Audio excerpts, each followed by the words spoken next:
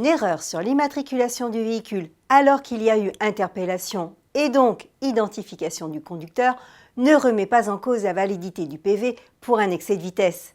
Vous ne pouvez ainsi pas contester un avis de contravention sur ce seul argument.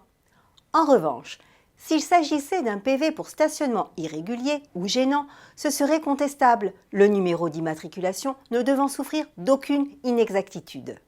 La moindre faute induirait en effet un doute sur le véhicule en infraction et l'irrégularité du PV serait avérée. Par ailleurs, on croit souvent pouvoir contester un PV pour excès de vitesse contrôlé par des jumelles Eurolaser ou de même type Ultralight, Mestalaser, Multalaser ou Prolaser parce qu'il est précisé fixe. Il n'y a pas là non plus matière à contestation. Si ce sont bien des radars mobiles, ils s'utilisent en poste fixe. Une nuance certes subtile, mais qui fait toute la différence. Autre idée reçue.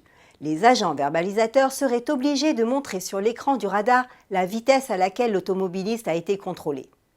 Rien ne les oblige à accéder à une telle demande.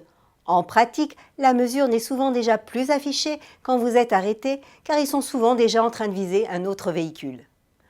Pour finir, avec les lasers, l'interpellation est quasi systématique car c'est la seule façon qu'ont les forces de l'ordre d'identifier le conducteur en infraction. Mais quasi systématique ne veut pas dire obligatoire.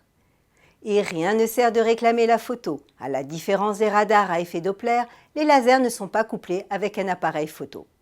Seul point positif, comme vous n'avez pas été identifié, vous pouvez échapper à votre responsabilité pénale et à la perte de points en niant être l'auteur de l'infraction.